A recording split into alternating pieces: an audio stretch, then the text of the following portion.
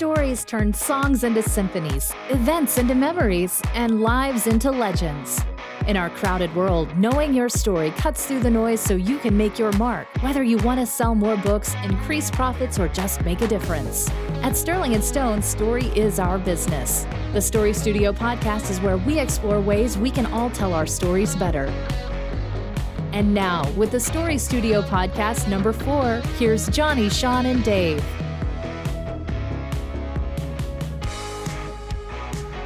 Hey everybody, welcome to the Story Studio podcast. We were going to broadcast on Facebook Live today. That didn't happen. Okay, so we'll do that next time. Fridays at 2:15 Central. Anyway, so today we're going to do a fun show. This is the other ones were fun too, I suppose. Are you saying that this show isn't fun? It is fun. I'm just getting used to it because toward the end, the last show wasn't as fun, and so I'm getting used to it again. Dave, are you having fun? I'm having a ball. It looks like it. Well, your blue eyes are dazzling as always. So yes, I can just imagine like you look down at Dave's Zoom window and he literally has a ball. He isn't having any fun at all, but he did manage to find a ball. He just holds it on his lap. Yeah, I have a pet basketball. I'm having a ball right now. So we're going to break down the pilot of Breaking Bad, which is a really good example of sort of a bunch of things in terms of story, whether you are a writer, whether you are any sort of a literal story creator, or whether this is something that you may apply to your personal life or brand. We'll see if we can make some of those connections too. But this is just a good intro to sort of, what really is story on more of a nuts and bolts level. And sometimes stories work and sometimes they don't. And sometimes you leave a movie and you go, just something wasn't right and I'm not sure what it was. Those are the sorts of things that we want to start to pay attention to. Yeah, a lot of people who just start out writing or even who have been writing for a while but are just really determined to not map out their stories and just kind of write from the hip. There's two kinds of writers there. They're the ones that they get through it and end up telling a really good story despite not having any kind of structure outline, and then they're the ones who just fumble. And the ones who fumble, it's because they don't have a really intrinsic understanding of story and structure. The people who manage through it, it's not because they didn't follow structure. It's because they have an understanding of structure that maybe they can't even articulate, which one of my favorite Dave stories actually is only a few months old. Very Davy Christmas? No, sorry, it's not that one. No. It's when he was doing some outlines and we were talking about structure on the phone and he says, I don't know story structure. And I said, but you do. And the reason that outlines take you so long or writing takes you so long sometimes is because you're rebelling against a structure that you know and you understand, but you can't articulate. So when you're reading through your story and you're like, this isn't right. I can't pass this off to Sean yet. It's not right. And so that's what Dave will do. He'll throw out 10, 20, 30,000 words and write them again because he knows in his heart of hearts that there's something wrong with them. He can't just pass them off. And Dave isn't a studied story structure guy, but he's a studied story structure guy. And I'm an idiot savant, emphasis. Well, you completely understand the story. And so when we're talking, like in a story meeting, Dave is as bright and brilliant, like lit up as any other person you would talk to about story. But sometimes when he gets lost in the words and it's that structure that trips him up and he can't necessarily define why something isn't working, but he knows, like it's just clanging in his ear. And so the more we break it down, the more times you break down story, the more it does become second nature and you can see the patterns, because story patterns are the key to not only creating work that's better and it's faster, but that it's just more enduring because it touches something more permanent.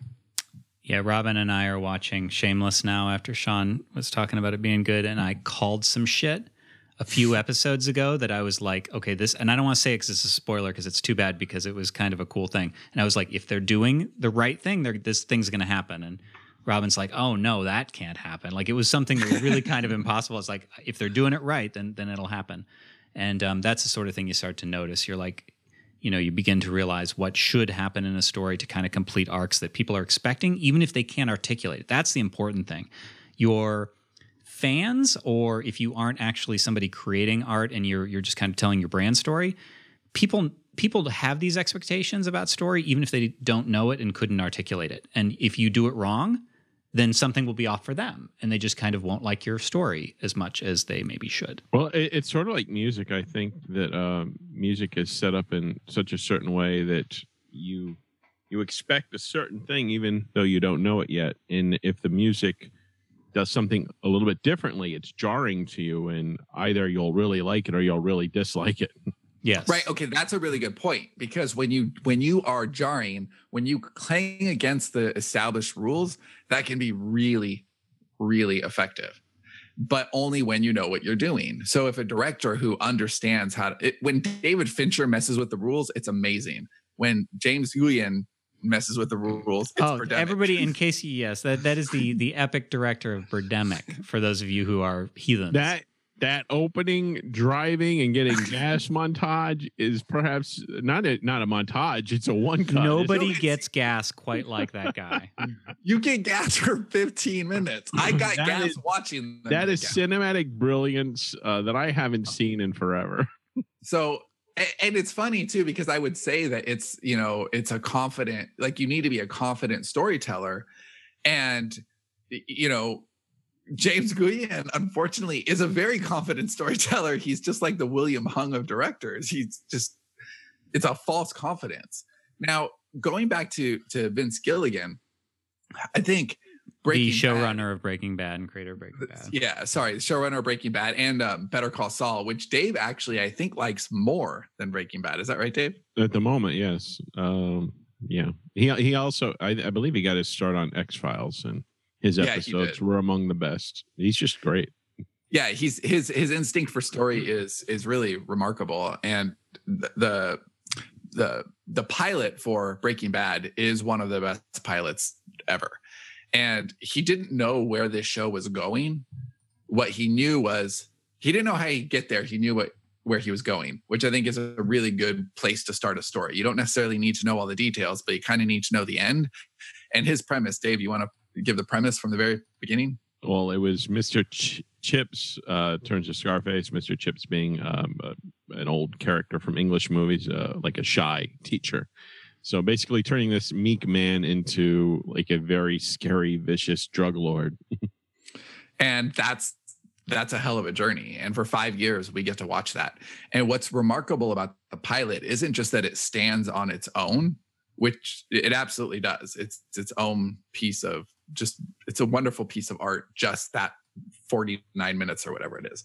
But what it does really well is set up the entire premise for the entire series.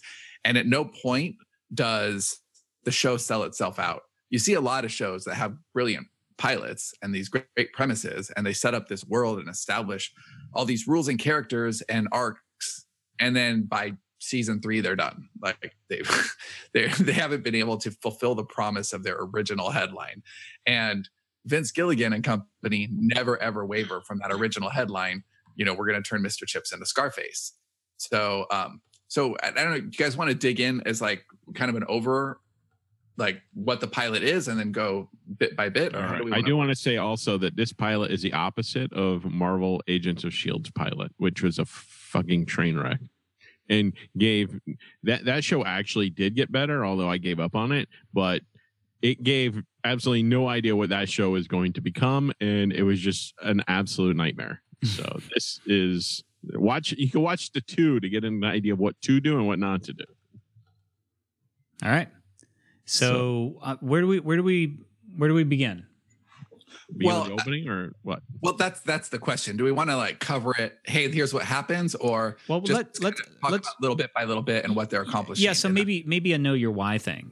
So what did they want to accomplish? So when we say to set up the show, because that's the purpose of a pilot, is to set up the show, but it's not just the situation; it's to set up expectations and the world and the baseline theme and the baseline feeling that a viewer in this case, or a reader in a book case, is going to have about the characters, because the showrunners, the creators have in mind, they want you to feel a certain way about Walter White, and they want to establish that early in the very first episode. It's pre-framing. Well, I think a lot of what they did in the first few episodes, they had to make this guy likable and put him in a situation where you would understand his motivations somewhat. And he starts off as a teacher, very meek. He is very emasculated in the first episode. Like he's got this very, alpha male sort of brother-in-law named Hank who works for the DEA. Is he aggro? He's all right guy. I've seen way worse. So I like Hank. He is a bulldog, but you like him, and you know his heart is always in the right place. Right, but like he makes fun of Walt being like the brain, and makes some effeminate sort of jokes. He like hands him a gun. He's like, "Oh, real man." He's like that's how your brother-in-law would kind of be, right? He's busting his balls, but he's a good guy, and he's the kind of guy who thinks, oh, my brother-in-law is a little wimpy, but whatever. Like I'll be nice to him, and he's not a bad guy. And basically, Walt, he's a guy that's kind of done a lot of the things you're supposed to do in life to get to where you need to be, but his life isn't turned out as well as it should be. He's teaching, but he's like not making any money. The whole first episode drops little things on how they're struggling with money a lot. But in a very busted pipe. Do they have the pipe in the first episode, right? Like I don't remember that, but the wife is like selling stuff on eBay and stuff, and just the wife and her lighting at a car wash, which is like being beaten up at the car wash, like this shitty job where the guy is giving him tons of crap for it. And the teenagers who are in his like school are watching him wash a car. That's named Chad takes a picture of him.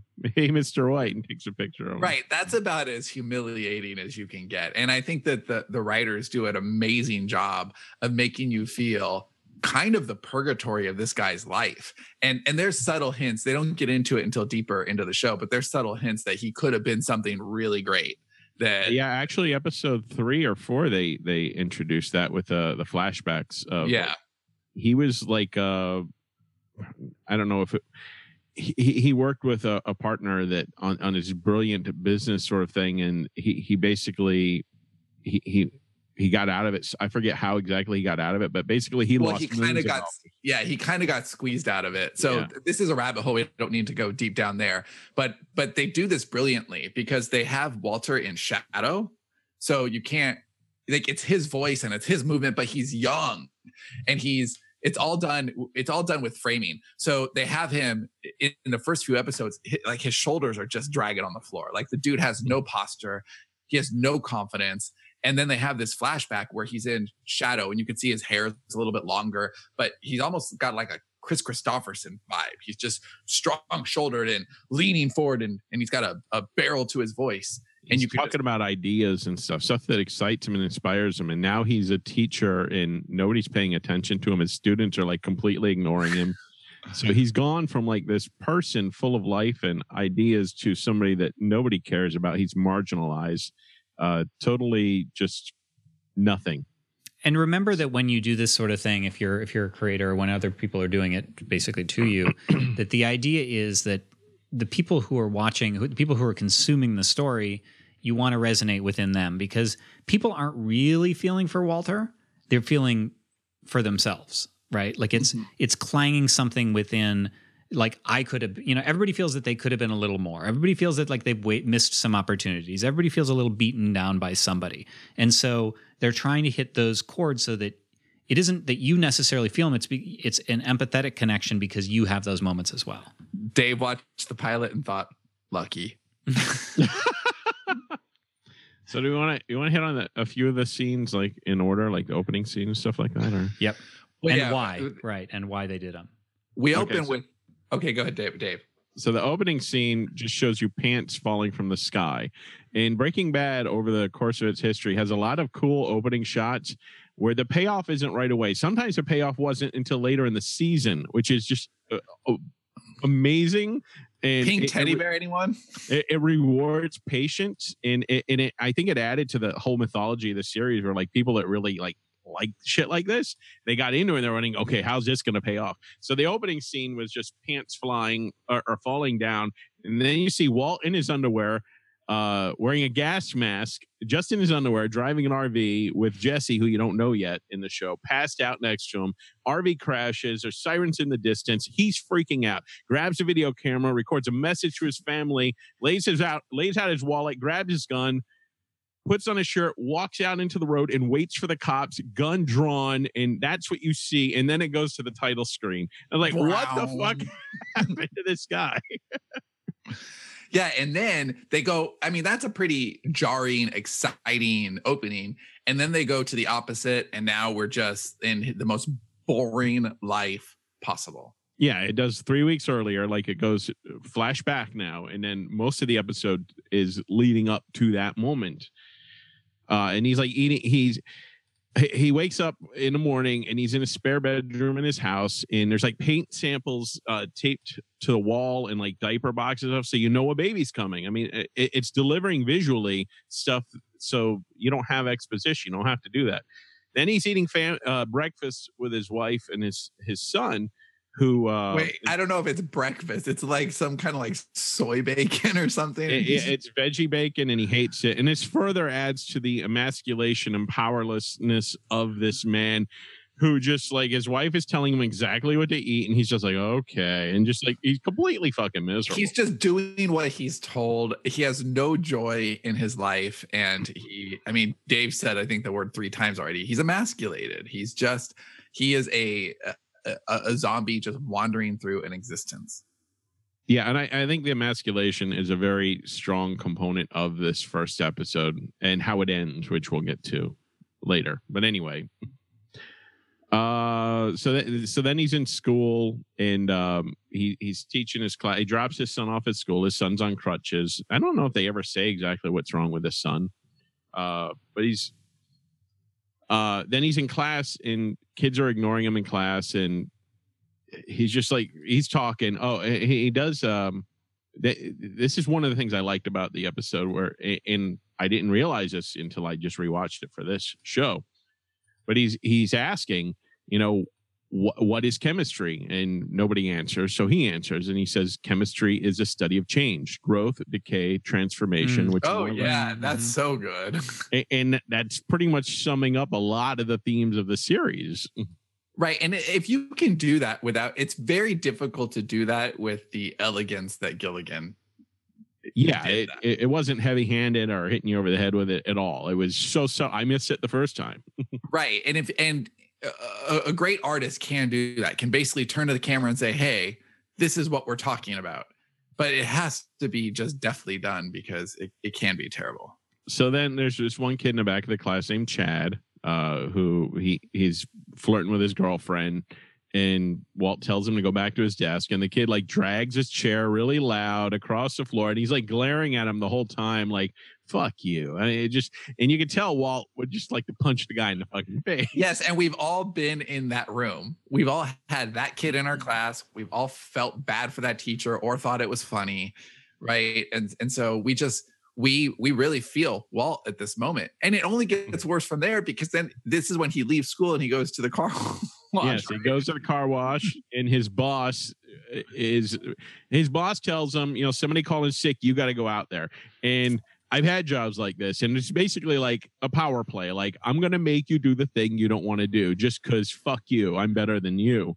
Didn't that usually include poo on the walls for you, Dave? Or in the toilet? Yeah, people shitting in the sink in the bathroom. So anyway, yeah, he's washing cars, even though he's tired. He doesn't want to be doing this shit, and plus he's a teacher.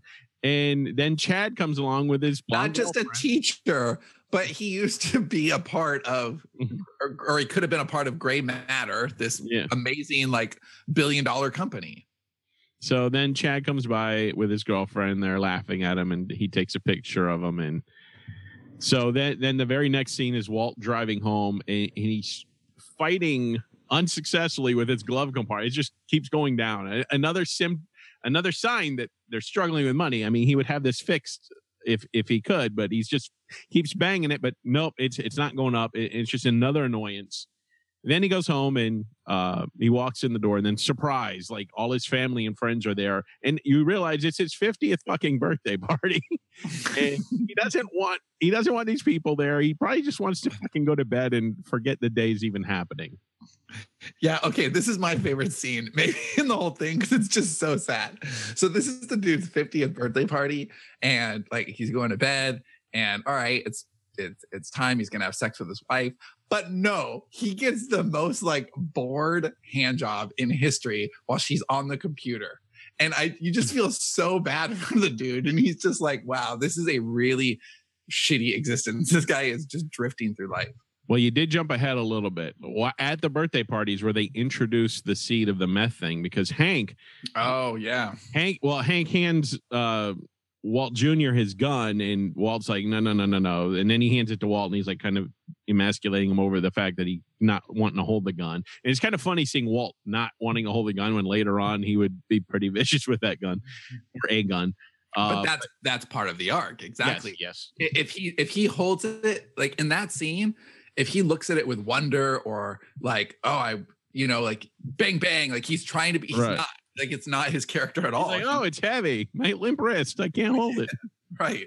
So then Hank turns on the TV because he's got all his DA or buddies there, and they turn on the TV, and Hank's giving an interview about a meth house that they just busted up, and then there's that little spark, and Walt's like, how much money's in that? Like almost sort of casually. Yeah. And it's like, oh yeah, a lot. It's super stupid easy to make money. Well, until you get busted, ha ha ha. And then the seed is planted for Walt. So yeah, then we have the lackluster hand job. And then at the 15-minute mark of the show, I don't know if this is the inciting event, maybe. Well, kind of. I mean, it's definitely everything is set up to this point because they've given us enough information to know, all right, this guy's life sucks. He's not happy, but he loves his family. You could tell, I mean, he's duty bound. You could tell that he loves his family. He'll do what's necessary, but he's not enjoying life. He doesn't feel an ounce of respect. That's it. Mm-hmm. And with no respect, it's hard for him to have drive. The two we find out with Walt are absolutely not just related, but codependent. Yeah, we'll do a structure episode later, but basically when in any story you want to establish what normal looks like for your hero or your protagonist, and then you want to disrupt it. There's something where it's like, okay, this is normal, and here's you begin to see the seeds of dissatisfaction, either for the actual person in the situation or you as the viewer watching and going, that isn't right, and then there's something that comes to mess it up. So he's at the car wash, and all of a sudden there's just like loud sort of piercing noise, and you don't know if it's like a TV effect or if this is something he's actually, he's feeling, experience, whatever the case. He sees a pretty woman, and then he just passes out. Walking down the street? Yeah. So passes out, and then he wakes up in an ambulance. He asks the ambulance driver, just drop me off somewhere. I can't really afford this. And then immediately that's really sad. I remember feeling really sad for him when he said that. Just like, oh fuck, poor guy. Yeah. So then he's in an MRI machine. Then he's in the doctor's office where the doctor basically tells him he has inoperable lung cancer. And Walt is just, at this point, he's like, okay, he's just shocked. But he has no emotion. Like all his emotional reserves are gone. He's just like, no, he's zero affect. This is one more punch in the gut. Okay, well, yep, that's so. Then he goes home. His wife's on the phone with a bill collector. He doesn't say a word about the fucking cancer. So, and then we get to the 20-minute mark of the show. And I think this is his first act of defiance of seizing control of his life, because he's at the end. I mean, nothing else could go wrong. So what the fuck? So he's at the car wash. That same loud buzzing noise in his head, and his boss comes and tells him to go wash fucking cars again. And I mean, this is after the dude fucking falls down. So what the fuck? So then he curses out. He curses out the guy, walks out of the fucking place. Wait, just backtracking for a second. What did you feel when he doesn't tell Skyler, his wife? I kind of expected that. I think he doesn't want to put burden on her, because they got all these bills and she's pregnant, and I think he just wants to, I think a lot of men are like this. So my father is like this. Like you just heap it on all yourself. You're like this. Fuck you. This is you. No, fuck you. Just you take it on all yourself, and you just try to fucking deal with it, and you don't want to burden other people. And yeah, I think a lot of people are like that. So, so then we just get a real quick scene of him throwing matches in a pool. And the only thing of note about this scene is, one, the pool isn't filled, although it is filled later. I think Vince Gilligan has a pool fetish. That's what I think. Yeah, they use a pool a lot in this show, and usually to good effect. And then, but then we get the next sort of transition here, where he calls Hank and he's like, "I want to go on the ride along." So then 22 minutes in, we're on the ride along, and this is where sort of all the elements sort of come together for the show. Hank Gomez, his partner, and Walt's in the back, and they're going to bust up this drug house of somebody named Captain Cook. I love that. There's a lot of really good writing just in the Captain Cook stuff. Yeah, and Hank and Gomez are disagreeing whether Captain Hook will be a white guy or a, quote, beaner, and they're betting. Hank's betting he's a Spanish guy. And then the DEA agents swoop in, and they get the guy, and Hank's on the phone. He's like, "Okay, what is it? Who is it?" And the guy is like Emilio, but he has like an Asian last name. So they decide to split the bet. But they go inside the house, and Walt's stuck in the car waiting until they make sure everything's okay before he can come in. So he's sitting there waiting, and next door to that house, he sees this clumsy, like, dude just falling down crawling out of a second-story window with a naked woman, like, saying, "Hurry, go," whatever. And then he sees the guy, and he realizes that is Jesse Pinkman, one of his former students. And they make eye connection. And then Jesse jumps in a car, and the license plate actually says "the Captain," which is probably the most heavy-handed sort of thing that they've done on this show. But Jesse is kind of stupid. Yeah, well, I could actually see Jesse doing that. I don't have a problem believing that. But there's a lot of really great stuff about this scene. I love how Walt is just sitting there in the back seat, and he's kind of like a prisoner of circumstance, because they're not letting him go in with the big boys. Like, you staying here, like, the grown-ups are going to go take care of business. I want to make sure it's safe, though. Right. Reasonable. Right. Yeah. Well, it is reasonable, but he still feels removed from it all. Yeah. And you kind of see him thinking and evaluating, and you're kind of with him, just being really observant. And then he sees Jesse, and there's a moment. I think, to me, this is the first moment you see him kind of spark to life. I don't know if he has the idea right then, but there's something there. There's a seed of a seed of a seed of something. Now I want to see inside. Now I'm putting it, because I think he gets some power in there. He gets power in knowing something that Hank doesn't know. Mm-hmm. Right? He knows who the captain is. He has information. Now he just wants more information, and then he's going to go, approach Jesse. But in that moment, he has a card that Hank doesn't have, and you see his response to it. He's buoyant. So 27 minutes in, exactly halfway point of the show, Pinkman is at his aunt's house, hiding his car beneath the cover, and then Walt shows up, basically makes him a business offer for them to work together, and pretty much forces Jesse to say yes. Otherwise, he'd rat him out. Yeah, this is a little like in The Godfather, which sadly Dave still has not seen. Don't spoil it. There's that scene where Michael is, over in Italy, and he's talking to Apollonia's father, and basically says, look, you decide. You could either inherit a son-in-law or lose a family member. right? Like, he's basically threatening him, but it's like in the nicest way possible. And there's something like that here. You don't, Walt is very, very far from becoming Scarface at that point, but yeah.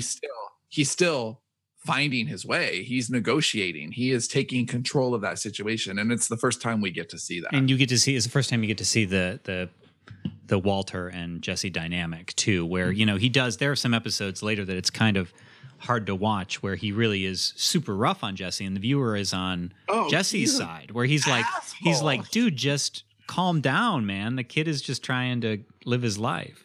Yeah, in the third or fourth episode, Jesse actually winds up going back to his parents' house. It's an episode I completely fucking forgot about. And he's got like this. Oh, I love that episode. Yeah. Yeah. Oh, there's some good stuff in that episode. And it really paints Jesse in a very sympathetic light. Really like him even more. Yeah, Jesse's a great character. Jesse's actually one of my favorite characters in television history. And what's amazing too, I know you both know this, but just for people listening, Jesse was actually written in the pilot and was supposed to die within a couple episodes. And they just liked him so much. Like his dynamic with Walter is great. His role in the show is like he is a lot of the show for me. Well, a huge part of that dynamic that I just love is and it's little, but for the longest time, if not the entire show, I don't remember, he calls him Mr. White. Yeah. Like his teacher, he never calls him Walt or anything like that. And that just says so much right there. Like this is a student-teacher sort of a relationship from go.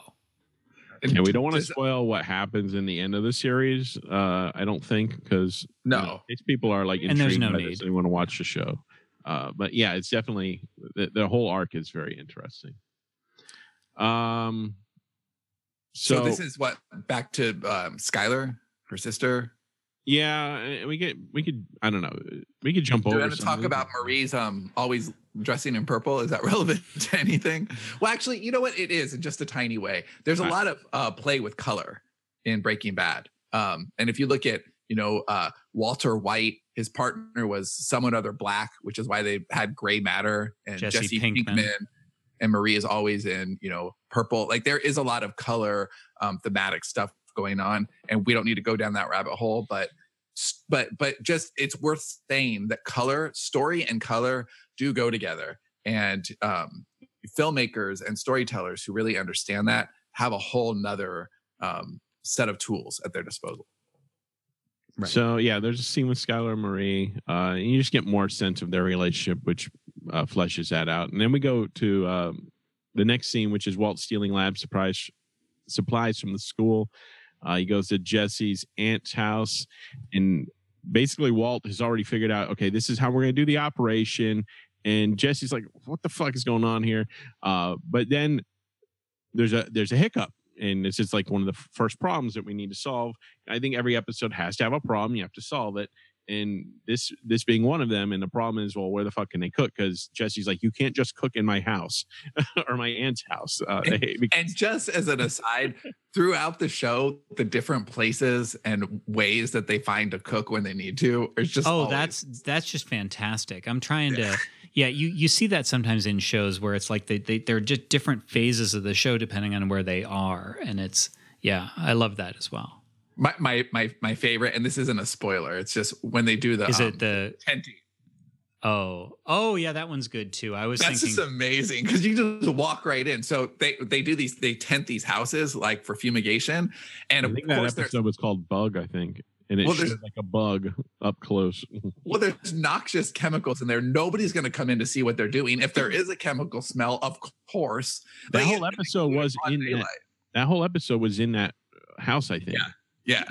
The very claustrophobic. Yeah, the really industrial one. I don't want to spoil anything there either, but that was my favorite. The top end shit. Yeah, that's amazing. Yeah, I think that what another thing that's interesting here is that, and I always think of Stephen King when I think of the sorts of things. Is in his book on writing, Stephen King talks about if you don't know what to write about, he says he makes something like, he come up with a premise like space plumbers. Do you remember this line from that book? And he goes, well, that's actually not that bad of a concept because people love reading about work, is the way that King puts it. But the idea of something that's so esoteric, like plumbing in space, now that's a ridiculous example, but there's a sense in these sorts of things like, I don't know anything about the world of cooking meth. Like the idea of, not that you would want you can learn. Well, not that you would want to go cook meth. Johnny's saying. Yeah, I love watching them cook. I love watching them break up the crystals. I love is Walter's passion. This is his art, and he cares about the purity, not because he cares about the profit, although he's very profit motivated too. But cooking, it's just disrespectful. It's intellectually disrespectful to him that people would get away with, would settle. And right, he's and like, that whole dynamic with him and Jesse is fantastic. No, you will use the right. Like he's like, what about this glass globy thing? He's like, no, and he's got names for everything, and you will learn the names, and you will wear your apron. Is that the Erlenmeyer flask? Yeah, the chemistry in it was fascinating Show to off. me because because there are two. I don't remember the chemistry at all, but there were two basic ways to make meth, and there's the way that most people do, and then I don't know that it's in the first episode, but they end up talking about there's another way to do it. And it creates a better meth, and I think that's what makes it blue. So, but that sort of thing, like you don't have to study that and be like, okay, now I know about methylation of blah blah blah. It sparks interest in a way that something you would know about wouldn't. Like I'm learning a lot about something I don't need to know about. And they also had to film it in a way, like they had to learn how to actually make it, but they could not actually show that on TV. They had to leave out certain steps so somebody wouldn't see it as a field guide. Right.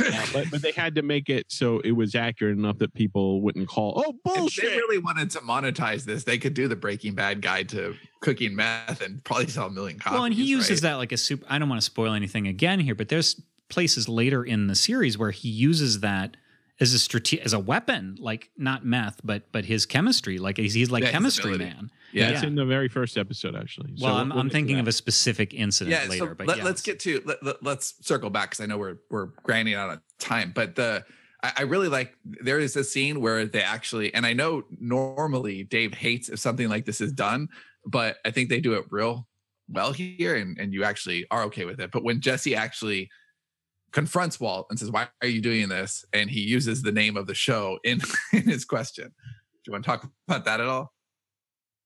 I don't remember that. I think it's perfect when they do that because people don't. Well, what is Breaking Bad, right? Yeah, like, no, I actually like that always if it's done well. I hate when it's done stupidly, which is probably Dave's only objection is that most people do it terribly. Yeah, Jesse just makes a comment on what's your deal? Why are you even doing this? And, you know, people like you got to stick up their ass, don't usually break bad. So I was working it into, and I do get a little cringy when I see that, but yeah. So basically, Walt, they need an RV. Walt takes all the money he has in a bank, and I don't know if he even explained it to his wife at any point why he did it or if he was able to get the money back, but basically they got an RV. But the second act of defiance in the show, which was my favorite moment of the show. Me too. Because Walt Jr.'s at a clothing store and he's trying on jeans, and his mom and dad have to help him. And he is like 17 or so. He's in high school, and he's got I don't know what if he's I think he's got cerebral palsy. I'm not sure. I think it is palsy. Okay, so anyway, he's trying on jeans and they're having to help him, and there's these kids, like these older. And he's just humiliated anyway, and he just hates everything about this. Yeah, and there's these older high school or college kids, like 3 guys, and like, oh, hey, mommy, and they're mimicking him and mocking him, and Walt looks at it, and just something snaps inside of him, and he goes out the back of the door of the store, and he comes back into the front. Skyler doesn't know where he's going. So she's about to go talk to these kids because she's pissed off.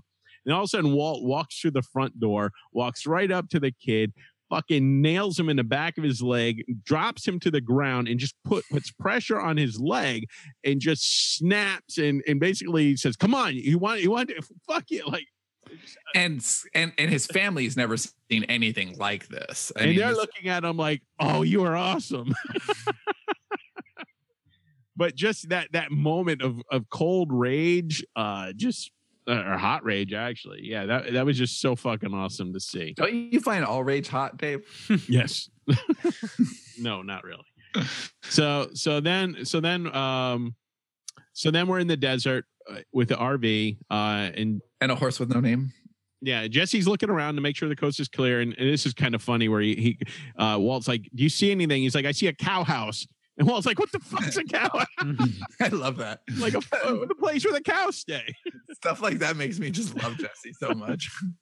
So anyway, they make this meth, and Jesse's so impressed. He's like, holy shit, you're an artist.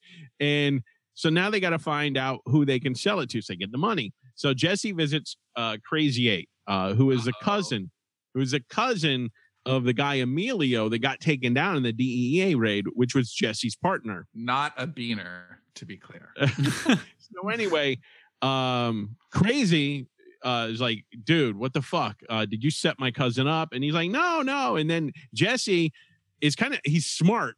He's like street smart, where he doesn't get defensive, but instead he's like putting it back on Emilio. Is like, I ought to kick his ass. And Emilio walks out and like, yeah, what you gonna do?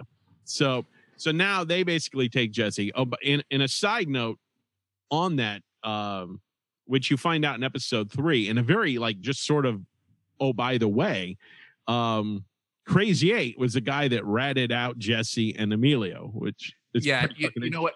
But I love that. This show has all these scenes and sequels, right? This show, and Better Call Saul is very good at this too. They don't set anything up without answering it later. So if something is, now they don't always do it episode to episode, but there is, and there are a few loose ends, but for the most part, if something is set up, you get a really good sequel to that. You get an answer eventually. And, you know, down to how this episode ends. I don't think we're quite there yet, but almost. Okay. Because that is a direct sequel to the thing we were talking about earlier. Yeah.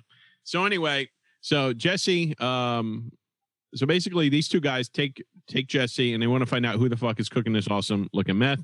And maybe do business with them.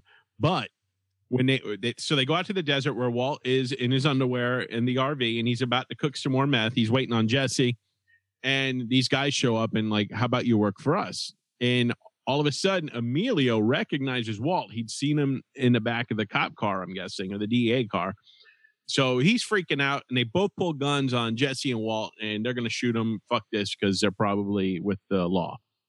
Walt says, listen, he strikes a deal. You let us both live. And you can tell he's scared. You let us both live. I'll teach you how to cook this perfect fucking crystal meth that looks beautiful. So he takes him inside the RV, and two things happen here. One of the dudes is smoking. So he tells him to throw the cigarette out, and they show the cigarette like from a bottom sort of slow motion coming down. Yes. Just some of the shots on Breaking Bad are way too good for TV. They're just so good. But the way they shot it, it wasn't just a casual flick of the cigarette. They were letting you know something's going to happen. It was a foreshadowing, which is, it's just, the way they do it is great. But they don't do it in an obvious sort of way. And then you can tell Walt is cooking this stuff, and he realizes like he's going to show them, and they got no reason to keep him alive. So he's plotting in his head like what he's going to do. And he throws two chemicals together, which are basically toxic, and then bolts out the door, traps them in it, and they die. Well, sort of. But he traps them in there, and they're dead. And yeah, well, one of them survives, and you find that out in episode 2 or 3. But anyway, so that is something that a lot of series that do well really capitalize on. You got to show why your character is the fucking genius at whatever they're doing, what they know that other people don't know. And that was Walt showing off his skill set. Like, okay, I can kill two people with just throwing two chemicals together. And that shows you, like, you know, what Johnny was saying before, how the whole chemistry thing is awesome. So then Walt is basically, he's waking Jesse up, and then the time is sort of coming back on it, and it's coming. So now you have full circle to where it started, which is a perfectly executed flash forwards. Flash forwards can be really stupid cheap if they're not well done, but well done, it's a great device. So we flash forward. Walt, he's trying to wake Jesse up, and he throws him in a van. They both got gas masks on. They're driving. Then they crash, just like the beginning. And then it flashes where Walt is standing in the road with a gun, waiting for the fucking, because he hears all the sirens and the cops are definitely going to come, and he's done. And at this point, I'm wondering if he had like an insurance policy or something, like if he got killed by the cops, and that's why he was going to do it. Because I don't think he'd want to kill the cops, at least at this point. So I'm thinking that, because they don't really specify that, I don't think, at any point in the series, but I'm wondering if he had like insurance policy. But then he does something which would negate that. He goes to kill himself. He puts a gun in his mouth and pulls the trigger, but the safety was on. So he can't even do that right. So anyway, he's standing there, and all of a sudden, fire trucks pass by. And that goes back to the cigarette. They started a fucking brush fire. So all these fire trucks are responding to the fire. So he's basically now off the hook. So Jesse then stumbles out of the RV. He asks what the hell happened. Walt tells him, and then Walt pukes and then says they got to clean this whole fucking mess up. And then the episode goes, the next scene is the last scene. Walt's in bed with his wife, who asks him what the hell's going on. Instead of telling her, he starts to make love to her. Then he flips her over, asserting his masculinity and like. Right. It's the sequel to the like bored hand job on his 50th birthday scene. Right. He's obviously doing something he hasn't done with her before. I'm guessing. Or maybe in a long, long time. Yeah. So it ends with her saying, Walt, is that you? I guess he's like super hard. And that's how it ends. So. Thank you for that little tidbit. Thanks, Dave. That was awesome.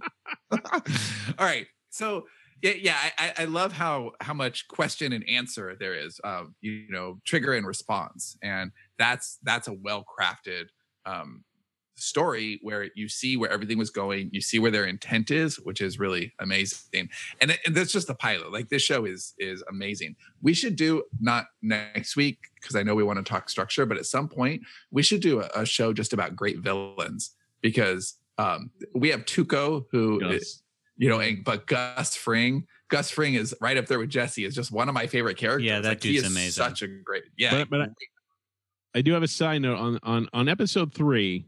Okay, so when I first heard about Breaking Bad, I didn't want to see it. Like, I actually waited, I think, 2 years before I actually watched it. But I did start at the beginning because I wasn't really interested in a fucking story about a meth drug dealing. I didn't know Vince Gilligan was attached. I just figured it was one of those stupid sensationalistic sort of shows. But the first episode was great. The second episode, those shows hooked me with the what's going to happen next. Cliffhanger sort of stuff. What's going to happen next? I wanted but cliffhangers that were story and character based and not shocking, like, oh my God, she's sleeping with the mayor. Right. But episode 3 is what grabbed me, that made me realize what made this show special.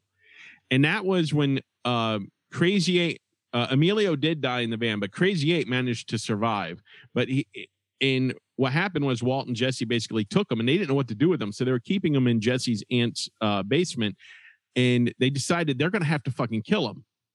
Yeah, that's great sequence. So Walt goes down and he starts talking to the guy, and they're talking, and then like they have this shared moment from their past that he didn't even realize. And Walt is just like, oh my God, what the fuck? I can't kill this guy.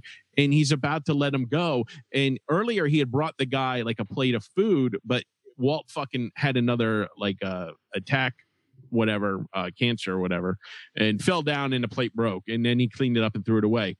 So he was about to let this guy go. And he goes back into the kitchen. He's throwing something away, and he looks at the plate, and all of a sudden he has this like flash of he decides to pull the plate out and assemble it, because for some reason he just got suspicious, and he realized there was a giant shard of this plate still fucking missing. And at the moment he's going to set this guy free, the guy's going to fucking kill him.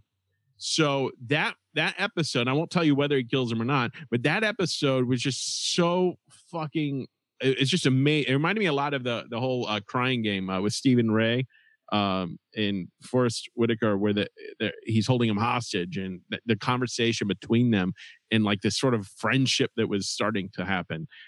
It was just a really magical sort of thing that I think the show does really well. It will always focus on story above like the immediate thrill and gratification of the viewer, I think. Right. And if you like that, I would say that's even more true with his follow-up show, Better Call Saul. Yes. So just in the last few minutes to wrap this up, what are some of our key takeaways here? I'll go first. And that was, if you want to make a compelling case for a story, you want to get people to follow along, it needs to have a sense of inevitability. In this case, it's like, what wasted potential? If first of all, he's like, it's inevitable, like, because he's gonna die, he believes, because of his cancer, and because his life sucks. But also, like this late in life, like this close to the end of his life, you believe he's discovering a superpower that you never knew he had. I mean, he can kill people with chemicals. We see that a bunch of times. There's shit that happens where they have to dispose of a body, let's just say, and like just little things like he knows, well, you need to put it in this kind of container or this other kind because that's episode 2. Yeah. That episode, here's a little tidbit on this. I watched the pilot of Breaking Bad and I thought this is a really cool show. And it's really hard for me to watch a show without my wife because then I have to hold myself up, and so I'm like, I told Robin about it. I was like, oh, it's really cool. She goes, well, would I want to watch? I'm like, I don't know. Let me watch a few more episodes and we'll find out. 'Cause she doesn't like violence and tension. So not a good show for her, but I didn't know because I'd only watched one episode. And in the second episode is when that happens and they dissolve a body in acid. And I was like, oh yeah, maybe not. Like the next episode. Yeah, we watched that. My children are 16 and 13, and we just started watching that. And because Ethan, who is my youngest, he's 13. Haley loves stories. She's very native to it, but Ethan, not as much. And so I'm trying to give him more sophisticated things to watch. And we actually started watching Breaking Bad without him, and we were on like episode 5 or 6. And he's like, "What are you watching without me?" I explained it to him. And he said, well, can I watch the pilot and see if I like it? And then I'll catch up. And I said, okay. And so we watched the pilot again with him and he loved it. It's one of his favorite things. So, yeah. So any other takeaways, things that you really do with the story? Yeah, for me, I think you have to know your world. You have to know your world and you have to know your people and be confident enough in your voice and what you're building to do it in your own way. And if you look at Breaking Bad, Vince Gilligan and his writing team clearly understand their world, and their characters and what they're trying to say and how their people interact with each other and the world around with them. And that's all really important because if you look at Breaking Bad, it does a lot of things that TV had not done before. It does things on its own terms and it really made its own rules. And I don't think you could ever do that without the confidence in your world and story. So, we're going to talk soon about knowing your story for business. And that's kind of the main takeaway here is if you don't know what story you're going to tell, you can't tell it with confidence. And if they had been the example that Dave used at the beginning of the show was, Marvel, Agents of S.H.I.E.L.D. And they didn't know where their show was going. They didn't have a chips into Scarface anchor to hold them down and give them a compass to follow. And so their show, a setting is not a story. No, a premise is not a story. Right. Well, my guess with Agents of S.H.I.E.L.D. is I'm guessing that there were too many people involved. Maybe the network wanted one thing, they wanted another, because things change. So I think there was definitely probably too many cooks in that kitchen. Cooks. Well, as far as Breaking Bad is concerned, I got nothing else to add to it other than like the characters that come even later. Like Mike Ehrmantraut's like my favorite character. Oh my God, he's so good in anything.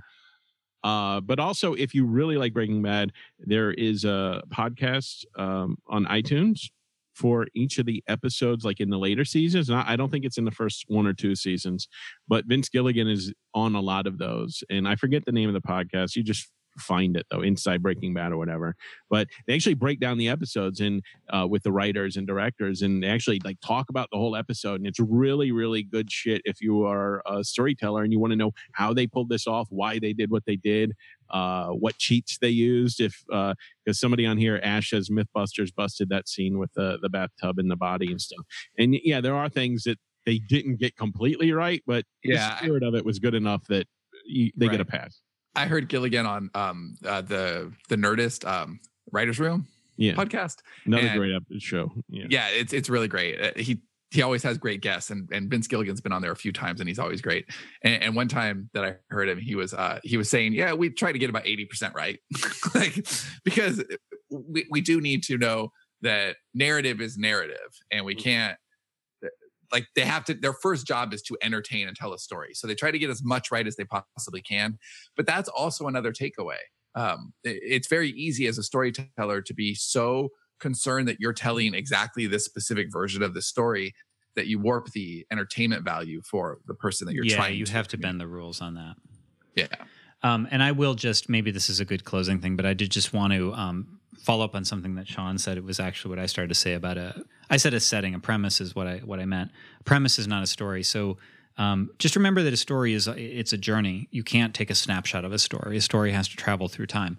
So if like the way not to do Breaking Bad's sort of logline of Mr. Chips, becomes Scarface, if it was a chemistry teacher has a meth business on the side, that's a premise. That's not a story. It's a really good start, is what it is. But that start didn't get Dave invested in the story. You have to know where it's going. What I thought it was. Yeah, you have to know where it's going. You have to know that he's going to become Scarface. They do. The viewer doesn't have to know it, but that's the story they're telling. If otherwise, it would just be episodic. Like, what shenanigans is he going to get into this week? Oh, Walter brings meth to chemistry class by accident. So yeah. Anyway, so this was a nice meaty long episode. Next week we're going to talk about telling your business's story, and we'll talk a little bit about how we have told our business's story and continue to do so. For those of you who are diehard Dave fans, we will warn you that this episode will not include Dave unless he were to call in from the car. Over-delivered this epised it's fine. And if you are Dave, a fan of Dave, you could take delight in knowing that he will be driving across the country at the time and miserable. Oh yeah, definitely miserable. But that episode will just be me and Sean, and we will try to make it as much as like Dave would want to claw his eyes out anyway. We will make it as un-Dave palatable as possible so that he doesn't miss it. We actually had a few minutes before the show started where we were trying to think of topics, and no, Dave might enjoy that one. Let's not do that. No, Dave might actually have fun listening to that one. Yeah, we decided to do this one on aggressive internet marketing. Is going to be the next episode. The next episode will again be telling your business's story. So stay tuned next week for that, and hopefully we can get the Facebook Live thing going 2:15 Central Time on our Story Studio podcast page, I believe. So we'll figure that out. But thank you all for listening, and we'll see you next time. Thanks so much. Thanks for listening to this episode of the Story Studio podcast. Are you wondering what the ever-growing demand for superb storytelling skills means for your future? Check out our latest interview as Johnny and Sean dive deep into that question in Storytelling is the Future, How to Build on Your Self-Publishing Success. Download the interview from the info box or show notes in YouTube, or head over to sterlingandstone.net/future.